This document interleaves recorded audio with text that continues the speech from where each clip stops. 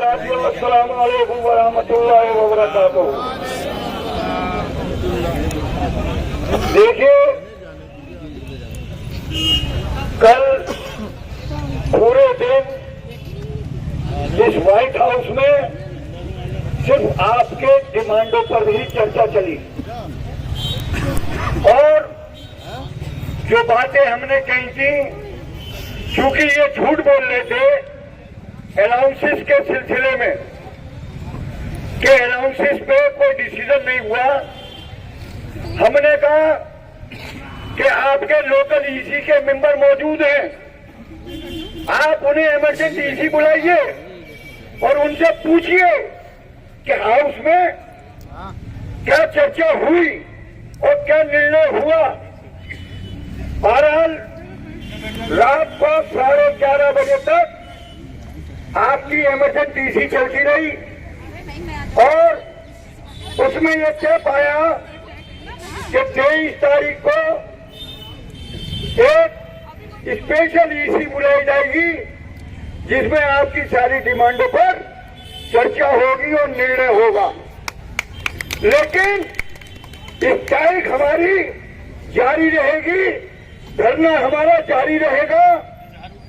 और देखिए, एक बड़ी अच्छी बात बता दूं मैं आपको कि कल जब प्रवोस्टों की मीटिंग हुई उसमें शेखुल जामिया ने आपकी स्ट्राइक का समर्थन करा है, तो इसलिए करने की जरूरत नहीं है। उन्होंने प्रवोस्टों को यह निर्देश दिया है कि आप प्राइवेट कैडर से सुबह में ब्रेड, मक्खन लगा के और एक केला और एक समोसा स्टूडेंट को सप्लाई करेगा कैडर। चूंकि आपका स्टाफ, हॉल का स्टाफ स्ट्राइक पर रहेगा, तो ये बात तो वाइस चांसलर सब मान गए कि अब आपकी स्ट्राइक पे जो हॉलों की स्ट्राइक है उसमें आदमी आपका शामिल होगा। दूसरी बात, दोपहर का भी मेन्यू बता दिया कि तायरी बनेगी और तीसरा बता दिया कि बिरयानी नहीं, आप मटर पुलाव बनवा देना। छात्र हमारे साथ, हमारे पास आए थे छात्र, उन्होंने कहा कि जब आप लोग हड़ताल पर हो और आपकी रोजी रोटी पर सवाल है तो हम कल खाने का बहिष्कार करेंगे। किचन स्टाफ जो डाइनिंग हॉल इंचार्ज हमें खाना खिलाता है, हम उसी के हाथ से खाना खाएंगे, इसलिए हम खाने का बहिष्कार करेंगे। हमने कहा नहीं, ऐसा मत करना, हम भूखे रह लेंगे बेटा, लेकिन तुम्हें भूखा नहीं सोने देंगे। सुन लो, और ना तुम्हारा ये हौसला सर आंखों पर, लेकिन इनको एक ही दिन में पता चल जाएगा, एक ही दिन में। अभी तो ये सोच रहे हैं कि हड़ताल 24 घंटे की है। देखो, पत्ते खोलूंगा मैं कल शाम को, और वो भी खोलेंगे रात को 8 बजे। सुन लीजिए, जब डिनर हो चुकेगा, डिनर का टाइम खत्म, हमारा ऐलान होगा कि यह हड़ताल आगे जाएगी और कब तक जाएगी और कैसे जाएगी ये हम बताएंगे कल 8 बजे रात को। इसका कोई नहीं खोलूंगा किसी भी हालत में जब तक इनकी शुगर लेवल 500 में पहुंच जाए। और डायबिटिक सेंटर रहेगा कल बंद। सुन लो, कल डायबिटिक सेंटर बंद रहेगा, तो या तो ये लाल पेट्रोजी वाले को ऑनलाइन बुलाएंगे, ये जैसे भी करें उसमें भी भला हमारा ही होगा। लेकिन साथियों, इतिहास आज पूरे दिन दिमाग खराब कर दिया है। सुबह 6 बजे से जब टेलीफोन आने शुरू हुए हैं, पूरी कमेटी, भाई हम आपकी जद्दोजहद करें या आपके टेलीफोनों का जवाब दें। देखो, जो कर रहा है उसे कोई हड़ताल में शामिल होने की जरूरत नहीं। सुन लो, बिल्कुल, मैंने कल एक बात कही थी ना कि जब इमाम हुसैन करबला की तरफ चले तो उन्होंने ऐलान करा था कि जो मेरे साथ आना चाहे आ जाए और जिसे नहीं जाना वो वापिस हो जाए। तो बहुत से लोग वापिस हुए थे, लेकिन उन्होंने हक के ऊपर अपने पूरे घर को कुर्बान कर दिया, लेकिन झुके नहीं। यही कमेटी का फैसला है। चाहे 23 तारीख की ईसी का फैसला जो होगा, हमारा धरना, हमारी हड़ताल, हमारे प्रदर्शन जारी रहेंगे जब तक कि ईसी के मिनट्स अप्रूव नहीं हो जाएंगे और उसके ऑर्डर नहीं हो जाएंगे। सुन लो, मैंने कहा ना कि ये कांच की हंडियां बार बार नहीं चढ़ेगी, एक ही बार चढ़ेगी। ये धरना खत्म जब ही होगा अगर इन्हें कोई गलतफहमी है। जैसे कि कल एक अधिकारी ने कहा, अरे गांधी साहब हमारी तो आपकी ये बात हुई थी। अरे मैंने कहा एक बात सुन लीजिए, जब आपके एडमिनिस्ट्रेशन झूठ बोल देता है तो क्या हम झूठ नहीं बोल सकते हैं? अरे भैया देखो, जैसा करोगे वैसा भरोगे। बिल्कुल हमसे ये वो बात हुई थी कि आज आपके पास 23 तारीख के ईसी का एजेंडा आ जाएगा, जिस पर कि अभी तक हमारे पास कोई एजेंडा नहीं आया। हमारा एजेंडा है 23 तारीख को जो ईसी है। देखिए 23 तारीख को भी याद रखना, जैसे तुमने 14 याद रखी है, 23 तारीख को कोई भी आदमी अपने घर में नहीं रहेगा, क्योंकि उस दिन आपके मुस्तकबिल का फैसला है। देखो इतनी भीड़ हो जानी चाहिए कि एजुकेटिव काउंसिल के लोग बेजल हाउस में जाएं और उन्हें पता चल जाए कि ये दर्द जो है ये कोई आज का दर्द नहीं है, ये पिछले 34 साल का दर्द है, ये 27 साल का दर्द है, ये 28 साल का दर्द है। कंपनसेट ग्राउंड पे 2012 का दर्द है। ये स्क्रीनिंग कमेटी हो, अलाउंसेस हो, कंपनसेट ग्राउंड हो। देखिए मैंने ईसी के मेंबरों से एक बात कही है और पूरी कमेटी एक बात कि जब हाई पावर कमेटी की रिपोर्ट ओके हो तो मिनट्स में ये आ जाना चाहिए कि इसे टाइम बाउंड मैनर में, चाहे वो 1 महीना ले या 2 महीने, 2 महीने से ज्यादा नहीं, क्योंकि डाटा का कंपाइलेशन पूरा हो चुका है। आपको सिर्फ स्क्रीनिंग करनी है। 2 महीने में फैकल्टी वाइज आप इन सब की स्क्रीनिंग करके और शुरू कर दो। मुझे लग रहा है शायद शेखुल जामिया जाने वाले हैं, इसीलिए गेट बंद हो गया है, समझे? ये दुल्हन ये ससुरालियों को देखना भी नहीं चाहती। लेकिन एक बात ध्यान रखो कि जब तक आप में इतिहाद नहीं होगा कोई भी टारगेट आप अचीव नहीं कर सकते। सुन लो साथियों, कल मंच वहां सजेगा, सारी व्यवस्था हो गई है। प्रशासन के लोग नई नई बातें फैला रहे हैं, चाहे वो सीएमएस हो, प्रवोस्ट हो या चेयरमैन। देखो एक बात ध्यान रखो, स्ट्राइक का मतलब स्ट्राइक। और जब हमारे शेखुल जामिया हमारी स्ट्राइक को रिकॉग्नाइज कर रहे हैं और बच्चों के खाने की व्यवस्था प्राइवेट आदमी को दे रहे हैं, तो फिर तुम्हें काहे डरने की जरूरत है? बताओ। अरे चेयरमैन प्रवोस्ट कोई वाइस चांसलर से बड़ा कोई है भाई, लेकिन सुबह से शाम हो गई, हमारे चेयरमैन से बात कर लो, हमारी उमा से बात कर लो। अबे क्यों कर लो, क्यों कर ले हम बात? हमने राउंड ले लिया, हमने उमा को भी बता दिया, हमने सीएमएस को भी बता दिया, हमने प्रवोस्टों को भी बता दिया। देखो परमानेंट एम्प्लॉय, मेरे कानों में जो खबर आई कि परमानेंट एम्प्लॉय के तो कोई मुद्दे ही नहीं है। अबे तुम भूल रहे हो डीपीसी किसकी है? परमानेंट। एमएससीपी किसकी है? फिर हमारे उंगली मत करना कि 10 साल दिला दो कि 20 साल दिला दो, फिर भूल जाना।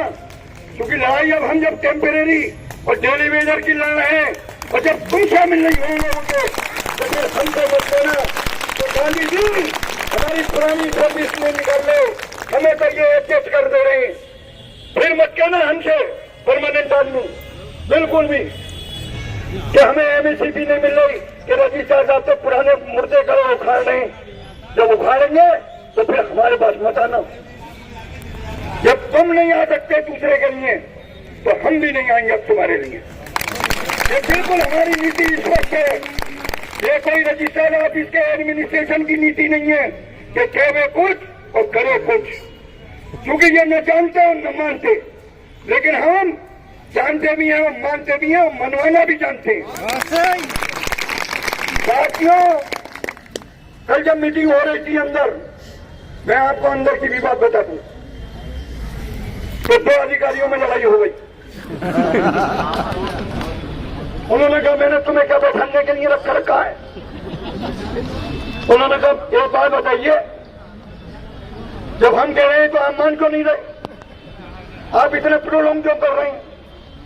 अरे जब धरना लगा था दूसरे दिन बुलाते मामला हल कर देते। देखो इनमें भी खूब चल रही है।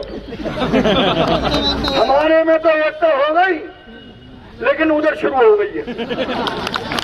आज इन्होंने मीटिंग में से एसएसपी साहब को टेलीफोन करा कि पुलिस लगाइए, पीएससी लगाइए, आरएफ लगाइए। मैंने कहा हाँ बिल्कुल लगाइए, क्योंकि हम तो ऐसा लग रहा है उग्रवादी हैं। तो हमने कहा तुमने टेलीफोन पे करा है, हम आमने सामने जाके बात करेंगे।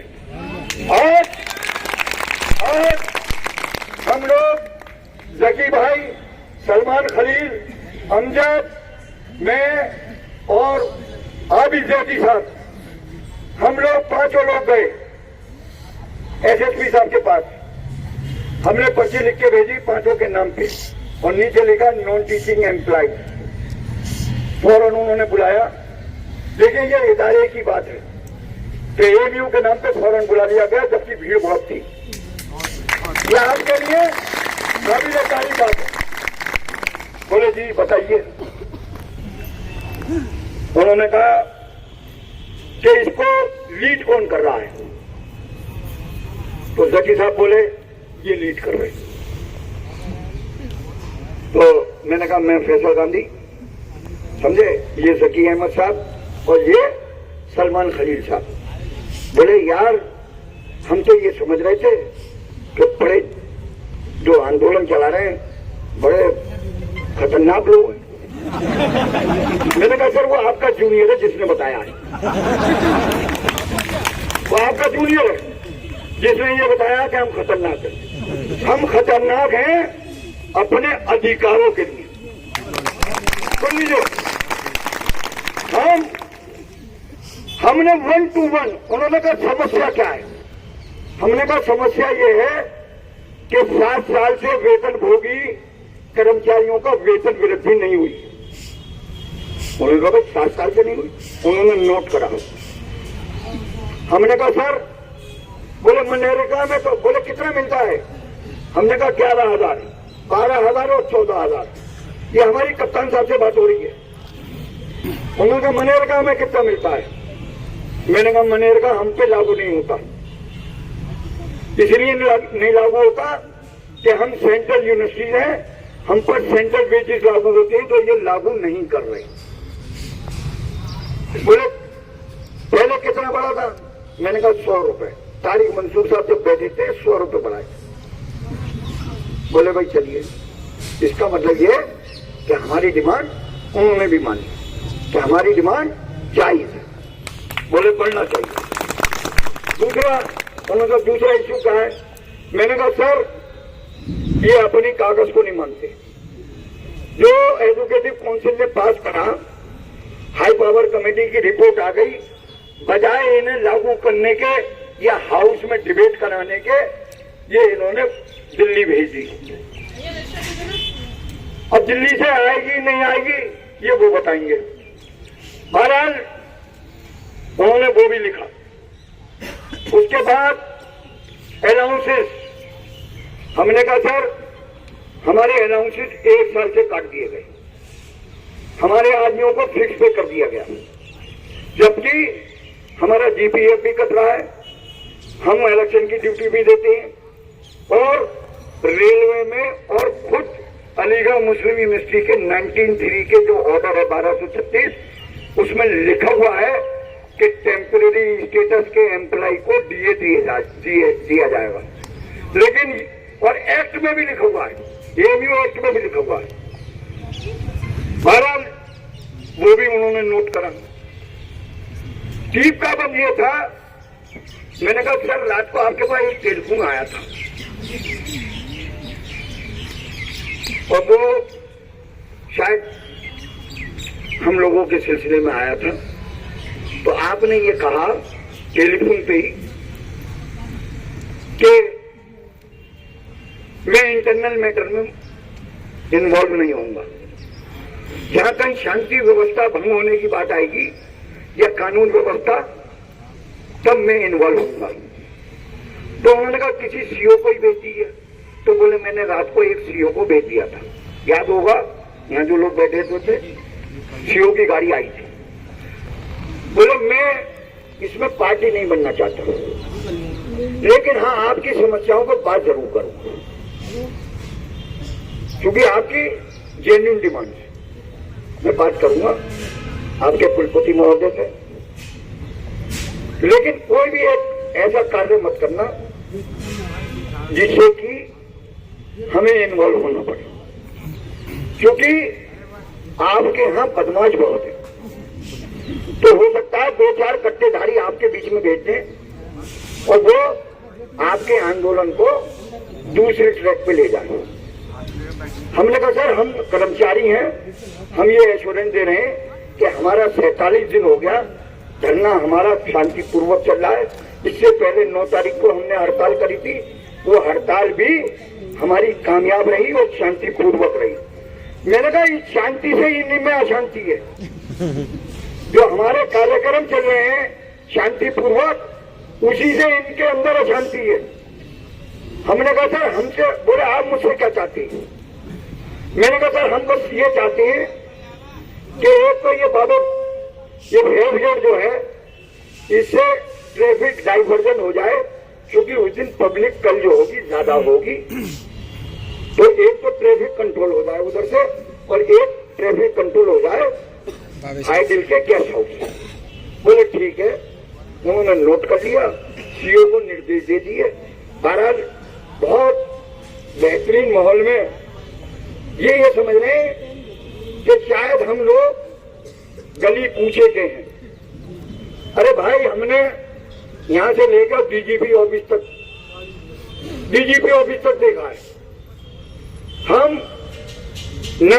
कोई नंबर 2 का काम कर रहे हैं, न हम आतंकवादी, न हम उठाई गिरे चोटे जो हम डरे। देखो जब हमारी अंतरात्मा बिल्कुल साफ है तो चाहे वो एसएसपी साहब हो, कमिश्नर साहब हो या डीजीपी साहब हो, हमें कोई गुरेज नहीं है। हम बात करने में कहीं नहीं डरते और किसी से नहीं डरते। बात जरूर करेंगे, अमल हो ना हो वो एक अलग इशू है, लेकिन अपनी बात पूरी करेंगे। ये नहीं कर रहे तो इनके भी हालात आपके सबके सामने हैं। देखो साथियों 14 तारीख की जो हड़ताल होनी है, एक बात ध्यान रखना कि कोई भी आदमी घर की तरफ रुख न करे, बिल्कुल। और ये हरकत मत करना कि डिपार्टमेंट में तो पता चला कि स्ट्राइक पर है और पता चला बच्चे चले गए स्कूल और आप पहुंच गए घर। सुन लो, बता रहा हूं मैं, घर जाने की बिल्कुल जरूरत नहीं है किसी को भी, सब यहीं रहेंगे, क्योंकि यूनिवर्सिटी के स्कूल हो सकता है उस दिन बस न चले तो बच्चे स्कूल न जाएं। ये भी सुन लो, व्यवधान है, लेकिन हड़ताल में कोई व्यवधान नहीं है। हड़ताल जो पहले डिक्लेयर करी थी वैसी ही है, लेकिन कब तक रहेगी ये मैं कल 8 बजे बताऊंगा। सुन लो, बिल्कुल। मैं तो कूद के पाँव पालने में नजर आ जाएंगे। कल की हड़ताल से ही पता चल जाएगा कि रुख किधर जा रहा है। अगर रुख देखूंगा कि आपके मामला इधर चल रहे हैं तो फैसला अलग होगा, और इधर चल रहे हैं तो फैसला अलग होगा, लेकिन फैसला होगा। बहुत आज अफवाह उड़ाई गई है कि साहब आपकी कमेटी के लोग बिक गए। हड़ताल ये किसी भी टाइम गांधी जी का मैसेज आ जाएगा कि हड़ताल खत्म हो गई और हमारी मांगे मान ली गई। एक बात ध्यान रखना, ये हड़ताल तो जब ही खत्म होगी और ये धरना जब ही खत्म होगा जब हमारे पास आदेश आ जाएंगे। एजुकेटिव काउंसिल फैसला करे, स्पेशल मीटिंग है, उसका एजेंडा हमारे सामने आ जाएगा। हम इसी के मेंबरों को अप्रोच करे हुए हैं, हमें कोई टेंशन नहीं है। टेंशन है इन्हें, क्योंकि इन्हें नहीं है पेंशन। लेकिन साथियों कल बहुत कायदे से थोड़ा सा इधर हो जाओ तुम लोग। देखिए आपकी इस हड़ताल को नुकसान पहुंचाने के लिए ये कोई भी साजिश रच सकती है, लेकिन हमने अपनी सब कमेटी और हमारे जो नौजवान हैं हमने उनको वॉलंटियर का कार्ड दिया है। हम वॉलंटियर के कार्ड बनवाएंगे, वो आप सबके बीच में रहेंगे। और धरना बजाय आज यहाँ हो रहा है, कल धरना वहां होगा सामने, और सामने ही मंच बनना है। कोई टेंशन लेने की जरूरत नहीं है। सुन लीजिए आप, हड़ताल सुबह हम आज घर नहीं जा रहे, हम तो अपना कंबल वाला कोट कोट लिया है रात गुजारने के लिए। सुन लीजिए, लकड़ी आ गई है रात के लिए, हमने लकड़ी भी मंगा ली है, ये लकड़ी भी गेट पे चलेगी। जिसको रहना हो खुशी से रहना, कोई जबरदस्ती नहीं है। रात को जकी भाई के साथ बड़ा प्रॉब्लम है, तो इसलिए कमेटी ने जकी भाई को छूट दे दी है, क्योंकि मगरिब के बाद उनकी जो घंटी बजनी शुरू होती है तो वो बहुत परेशान है। लेकिन हमने कह दिया है कि जकी भाई आज रात को आप सुबुकदोश कमेटी, रेहान भाई, मैं, अफू, पूरी कमेटी, मैं समझता हूँ कि चार्जर में भी दम आ रहा है कि बच्चों को छुआ के आ जाऊंगी। देवा भी कह रही है अगर नारी सशक्तिकरण होगा, क्योंकि तनख्वाह इनकी भी बढ़नी है, कंफर्म ये भी होंगी। जिस दिन ये कंफर्म हो जाएंगी इनकी घर में टोन बदल जाएगी। देखिए अलीगढ़ में पोजीशन क्या है। अभी 4 दिन पहले जब हमारी स्ट्राइक हो रही थी, उससे पहले जब धरना चल रहा था, तो 4 ट्यूटर आई थी अपने कागज देने। उसके बाद 1 हफ्ते के बाद गायब। लेकिन जब उन्हें ये नजर आने लगा और एलएससी का एडवर्टीजमेंट हो गया, तो कल उन्होंने यहाँ रोना पीटना शुरू कर दिया। हमने कल ही जब हमारी और रेहान भाई और कमेटी की मीटिंग हुई अंदर, हमने एलएससी का वो ऑर्डर जब उन्हें पढ़वाया तो अंदर वाले भी हंसने लगे। बहरहाल जब अंदर एडमिनिस्ट्रेशन की मीटिंग हुई तो उसमें जो उनके लोग थे उन्होंने हमारी पैरोकारी करी कि एलएससी नॉन टीचिंग में नहीं होती। रजिस्ट्रार साहब ने कहा कि स्कूल टीचर, तो उन्होंने कहा भाई एक बार बताइए, नॉन टीचिंग, आप स्कूल टीचर है, वो स्कूल टीचर नॉन टीचिंग कैसे हो जाएगा बताओ। लेकिन बात यह है कि यहाँ पर अन्नी पीस रही है, कुत्ते खा रहे हैं। इनका पता ही नहीं, कुछ इन्हें पता ही नहीं है। बहरहाल उस पर उन्होंने रिव्यू करने की बात करी, क्योंकि कैडर रिक्रूटमेंट रूल में जनरल ट्यूटर का नहीं है, ट्यूटर का है, और एलएससी हो नहीं सकती। हमारे यहाँ नॉन टीचिंग में एलएससी नहीं होती, हमारे यहाँ एडहोकिज्म है, उनके यहाँ एलएससी है। तो इंशाअल्लाह ताला वो आए या ना आए, लेकिन हमने ट्विटर की बात पहले भी करी और अब भी करी। देखिए, टेलीफोन करके आप बुलाएं, मैं उसे आने को आना नहीं कहता। आपके साथ जब इतने लोग हैं, सुन लीजिए, जब इतने लोग हैं, ये तो एक बार सुन लो, ये तो किसी ने टेलीफोन करके उन्होंने कहा गांधी उतार देगा, आज आ जाओ। मुझे मालूम है, मैं एक एक आदमी पे निगाह रखता हूँ। सुन लो, कौन कहाँ खेल रहा है, मैं बच्चे के बच्चे को तैरना मत सिखाओ। हाँ, मैंने 77 में नारे लगाए जब आजम खां के नाखून खींचे थे, समझे कि आजम खां छूट गए, जेल की सलाखें टूट गई जब वो सेक्रेटरी थे और मुर्शिद खां प्रेसिडेंट थे। मैंने जब नारे लगाए जब इतना सा था, तो मैंने बचपन से ही नारे लगाए। मुझे नारे और मुझे सियासत सिखाने की जरूरत नहीं है, मैं जानता हूँ कौन कहाँ खेल रहा है। इसीलिए सब परेशान रहते हैं कि गांधी को तो अंदर की भी पता है, बाहर की भी पता है, वहां की भी पता है। यहाँ अबे चैनल बनाओ ना, तुम्हारे चैनल के पीछे एक चैनल मैंने पीछे लगा रखा है, तुम्हें ये पता ही नहीं चलेगा। और मेरा मुवक्किल इतना कर रहा है कि तुम करके देख लो और मैं बता दूंगा कि ये क्या तुम क्या करने जा रहे हो। ये भी सुन लो, ये इसी बात से परेशान है कि ये अंदर मीटिंग में जो तय करते हैं, सारी बात गांधी को पता चल जाती है कि यहाँ पे इससे ये हुई, इससे ये हुई, यहाँ पे यूं हुआ, यहाँ पे यूं हुआ।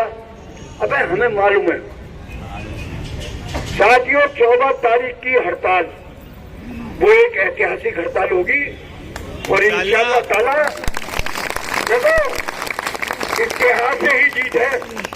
बता रहा हूं मैं बार बार, चंद लोग हैं, मैं एक बात कहता हूं कि जो कायनात का मालिक, जिसने कायनात बनाई, जब 100% तो उसके मानने वाले नहीं है यार, तो तुम्हारे हमारे कौन होंगे।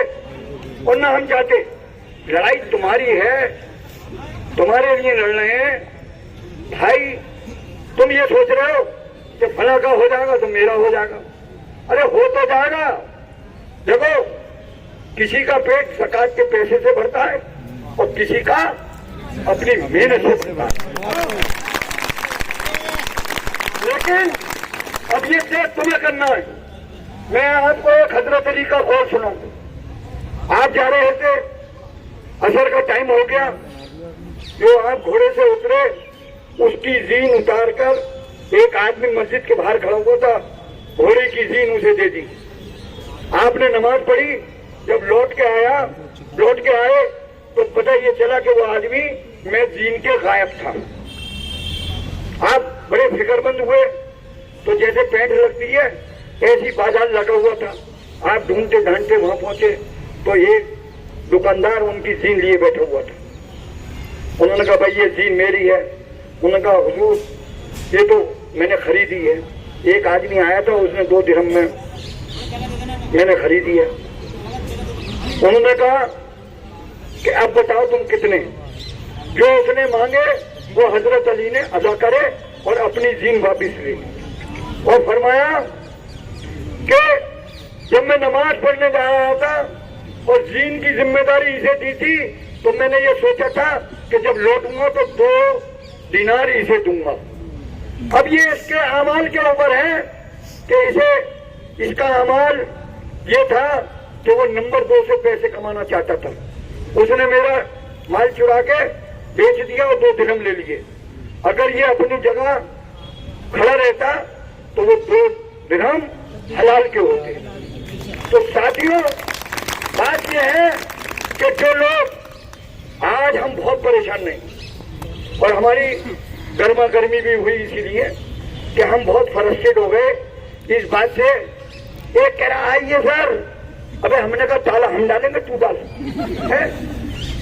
मतलब डोलियां, या तो डोली मंगानी पड़ेगी या बच्चियां मंगानी पड़ेंगी। सब ये आएंगे और हड़ताल में शामिल होंगे।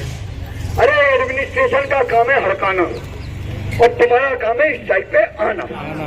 सुन लो, जब मैंने एक बात कह दी कि जब वाइस चांसलर साहब आपकी स्ट्राइक को सपोर्ट कर रहे हैं, तो जब घर का मुखिया स्ट्राइक को सपोर्ट कर रहा है तो फिर डर काय के नहीं रहे हो? क्यों डर रहे हो? एक दिन की तनख्वाह नहीं कटेगी, लिख देना उस पर स्ट्राइक, एब्सेंट मत लिखना। स्ट्राइक, जो एब्सेंट लिखेगा वही मरेगा। 4-4 दिन पहले लोगों ने सीएल दे दी। सीएल का रूल पड़ा नहीं, सीएल है इन इमरजेंसी। अगर तुम्हें ज्यादा अपने को बचाना है तो आज रात को चेयरमैन के व्हाट्सएप पर मैसेज मार देना कि due to some unavoidable circumstances मैं ड्यूटी पर नहीं आ सकता, मैं छुट्टी पे रहूंगा। खत्म। तो तुम्हारे पास रिकॉर्ड रहेगा और 3 दिन तक तुम ले सकते हो। लेकिन 4-4 दिन पहले तुम सीएल ले रहे हो, क्योंकि सामर्थ्य जो है, मैं यही कह रहा हूं, सामर्थ्य जो है वो कोई ऑथेंटिक नहीं है। आप व्हाट्सएप पे अपने चेयरमैन को भेज दो, प्रवोस्ट को भेज दो, अगर तुम्हें ज्यादा ही डर लग रहा है। लेकिन मेरा कहना यह है कि परमानेंट को तो बिल्कुल भी नहीं करना चाहिए। अब जब डेली वेजर नहीं डर रहा, जब टेम्परेरी नहीं डर रहा, तो तुम्हें करने की जरूरत है। एक हॉल के प्रवोस्ट से एक डेली वेजर नहीं होगा, सब आ जाएंगे, मैं नहीं आऊंगा, मैं चालू नहीं छोड़ूंगा। छूट है उसको। ये धरना बड़े बड़ों को सबक सिखा के जाएगा, बता रहा हूं। अब ये विकार की लड़ाई है और ये विकार आपका बन चुका है। कल आपके धरने में ईसी मेंबर, कल आपके धरने में हाफिज इलियास साहब, कोर्ट मेंबर, डोनर कैटेगरी के ओल्ड बॉयज, सब लोग आएंगे। एक ऐतराज इस बात का भी था कि साहब धरने को ईसी मेंबर संबोधित कर रहे हैं, तो उन्होंने कहा भाई ये बताओ, क्या हम एजुकेटिव काउंसिल के मेंबर, अगर हमें टीचरों ने अपॉइंट करा है तो सुप्रीम बॉडी के लिए करा ना, और उसमें एक मेंबर ग्रीवेंस कमेटी में। Grievance committee is the sub committee of the educative council. तो जब ग्रीवेंस कमेटी में वो मेंबर है, आप उससे ये कह रहे हो, क्योंकि इन्हें कुछ नहीं मालूम, ये न जानते और न मानते। साथियों, हड़ताल 14 तारीख को, आज रात चांद रात है, सुन लो, कल इनकी चांद रात थी, आज हमारी चांद रात है। और इंशाअल्लाह ताला हम 12 बजे तक तो, क्योंकि 12 बजे तक तो सभी जागते हैं, व्हाट्सएप पे हम मैसेज डालते रहेंगे, और 12 बजे के बाद सो जाना, और फिर तहज्जुद पढ़ना उठ के, और फिर फजर की नमाज यहीं होगी इंशाअल्लाह ताला। 8 बजे वाले, 9 बजे वाले सब लोग कोशिश ये करना कि 7, साढ़े 7 बजे तक आप लोग यहाँ आ जाएं इंशाअल्लाह ताला। देखो, इनकी हवा बहुत खराब है, बता रहा हूँ। वही वाली बात है कि मुझे जो होता है ना, एक उमर तुझे पिटता रहेगा, लेकिन यही कहता रहेगा एक उमर। इनकी भी पोजीशन वही है, इनकी भी पोजीशन वही है। साथियों, बिल्कुल घबराने की जरूरत नहीं है।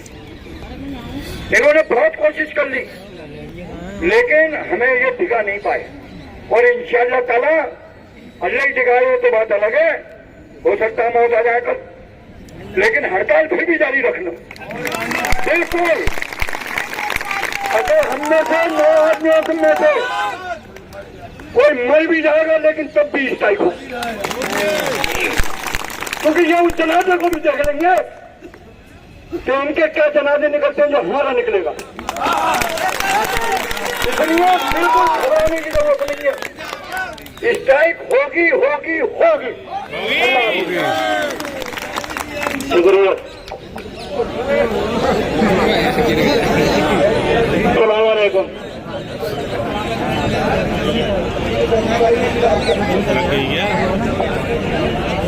वैसे भाई की पैर में कुछ चोट लग गई है, क्योंकि बहुत कमजोर है, पैर सही से साथ नहीं दे रहा, जिसकी वजह से लड़खड़ा गया। मुंह जुबान तो बहुत जोर दे रही है। लेकिन पैर इनके लड़खड़ा गए हैं चोट की वजह से, लेकिन मजबूती आप लोगों की वजह से बहुत मिली हुई है। मैं खास तौर से मेडिकल के लोगों से ये कह दूं कि किसी वार्ड के इंचार्ज से, किसी आईसीयू के इंचार्ज से, किसी सीसीयू के इंचार्ज से अगर किसी का भी फोन आए तो उनसे किसी से डरने की जरूरत नहीं है। हम उसकी जिम्मेदारी लेते हैं। आप लोग वहां जाए नहीं, सीधे सीधे जरिए आए। दूसरे जितने टीचर हजरात हैं, कुछ पोस्टों पे बैठे हुए हैं, कुछ को छोड़ के, अंदर जब मीटिंग होती है तो बहुत ही लफाजी की बातें करते हैं और झूठ सच भी बहुत बोलते हैं। मेडिकल के प्रिंसिपल सीएमएस ने अंदर मीटिंग में ये कहा कि जो इनकी वो एक कमेटी बनी हुई है जो जाके बंद कराती है, बस आप उन पे कंट्रोल करा लीजिए। हमारा यहाँ का स्टाफ ये कह रहा है कि हमारे लोग सब ड्यूटी देने को तैयार हैं। पिछली बार जब ये लोग आए थे तो उस टाइम वो लोग चले गए थे और इनके जाने के बाद उन लोगों ने काम फिर शुरू कर दिया था। तो मैं उन्हें सिर्फ ये बता दूं कि वो पूरा स्टाफ इस तरह की बातें नहीं कर रहा है। जो 2-4 उनके इर्द गिर्द घूमते रहते होंगे, ये बात उन्होंने कही होगी, लेकिन उन्होंने अंदर मीटिंग में ये कह दिया कि हमारे यहाँ का पूरा स्टाफ काम करने के लिए तैयार है, जो कि पूरी तरह से हम उनकी इस बात को कंडम करते हैं और खंडन करते हैं। दूसरी, उन्हें इस बात का कम से कम ख्याल रखना चाहिए, बिल्कुल मरने के कगार पे ही समझ लीजिए, जो फरवरी में रिटायरमेंट है उनका, और आप उनकी शक्ल देखेंगे तो जनके से कम नहीं लगते। तो उन्हें बहुत सी चीजों को ख्याल रखना चाहिए, इस तरह के लोगों को। और मुझे ऐसा लग रहा है जब कल की स्ट्राइक में ये लोग अपनी यूनिवर्सिटी का काम चला लेंगे तो हमें ये देखना है ये कब तक चला लेंगे। जैसे एक इत्तला इधर से आई तिब्बत कॉलेज से कि वो स्टूडेंट पर्चे बनाएंगे, कल वहां पर बना ले, कोई बात नहीं है, देखें कब तक बनाएंगे। कैटरर से खाने का इंतजाम कराएंगे, कब तक कराएंगे, कब तक खिलवाएंगे उनसे। तो इन्हें शायद इस बात का अंदाजा नहीं है कि अगर ये जिद पे आ गए और स्ट्राइक अगर कंटिन्यू हो गई तो ये कब तक काम कराएंगे। तो इस बात से आप लोग बेफिक्र रहिए और पूरी तरह से जो है आते रहिए, और पूरी जिम्मेदारी के साथ हम लोग कह रहे हैं, हम पूरी जिम्मेदारी लेते हैं, किसी का कोई नुकसान नहीं होगा। और हाँ, एक चीज और, कंट्रोलर ऑफिस ने बहुत मुस्तैदी के साथ एक काम किया है। आज जो एग्जाम कल है और जिसके क्वेश्चन पेपर और कापियां कल जाती, उन्होंने आज ही सेंटर पे रवाना कर दी, क्योंकि कल अंदर का उन्हें मालूम है हालात क्या होंगे, तो उन्होंने आज ही रवाना कर दिए हैं। और मुश्किल उन जगहों से फोन भी आए कि कहाँ पर्चे आ गए हैं। तो मैं उन लोगों को सिर्फ ये बता दूं, हमें कोई एग्जाम नहीं रोकना है, लेकिन वो ड्यूटी हमारे स्टाफ को नहीं देनी है। वहाँ का टीचर एग्जाम कराए, क्लासरूम टीचर खोले या स्टूडेंट खोले, उससे हमें मतलब नहीं है। आप लोगों को ड्यूटी पर नहीं जाना है, आप लोगों को एग्जाम नहीं कराना है। एग्जाम वो अगर कराते हैं तो अपने लेवल पे करा लें। और कितने एग्जाम कराएंगे, कंटिन्यू बहुत एग्जाम है, तो इंशाअल्लाह कल शाम में जो डिसीजन होगा। और दूसरी चीज, जो हमारे ये अधिकारियों के ड्राइवर हैं उसमें भी ज्यादातर लोग टेम्परेरी हैं। मैं उनसे भी रिक्वेस्ट करता हूं, आप लोग कल उन्हें लेने ना जाएं, वो अपने इंतजाम से आए, अपनी गाड़ी से आए। और पहली बात तो ये देखना है कि वो अंदर आएंगे कैसे, क्योंकि कल आप लोगों की भीड़ जो है इस गेट के अलावा उस गेट पे भी रहनी है। तो इंशाअल्लाह सुबह से ही जो आप लोगों का आना शुरू हो जाएगा, तो अंदर इंशाअल्लाह वो अपने ऑफिस का जो काम है वो घर से ही बैठ के करें, या ना आए तो ज्यादा अच्छा है। और ड्राइवर लोगों ने लेने ना जाए। और जो स्कूल की बसेस पे जो हमारे ड्राइवर हैं, कल से कुछ एग्जाम भी शुरू हो रहे हैं स्कूल के भी, तो वो लोग बच्चों को लेने न जाए, बस जहाँ खड़ी है वह खड़ी रहने दें। देखें वो एग्जाम कैसे कराएंगे, कैसे बच्चों को इमरजेंसी में लेके आएंगे, कैसे उन्हें छुड़वाएंगे।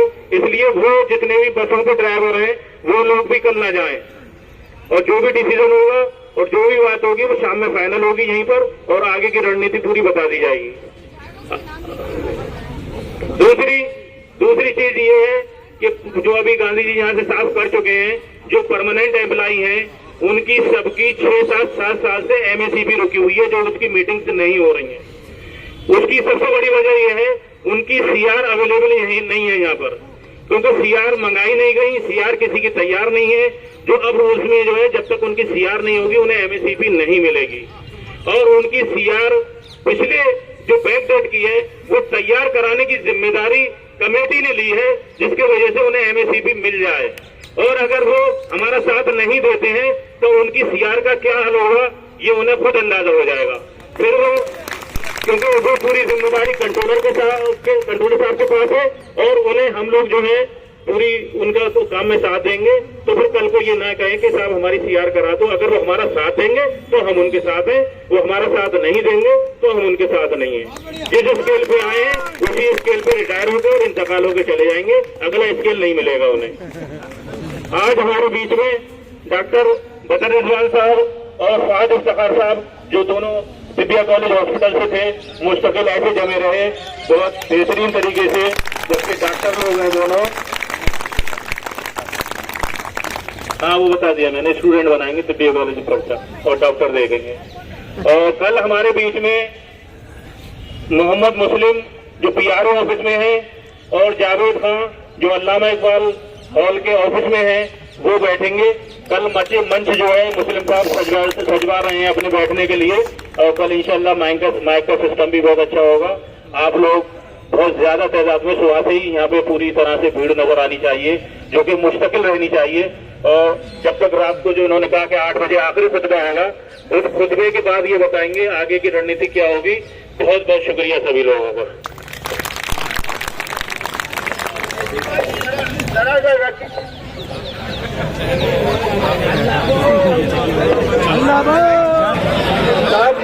इसी का एजेंडा आ गया है।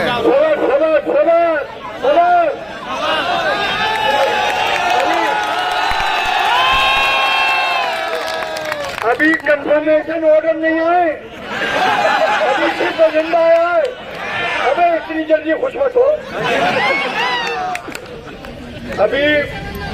अभी जोश कायम रखो।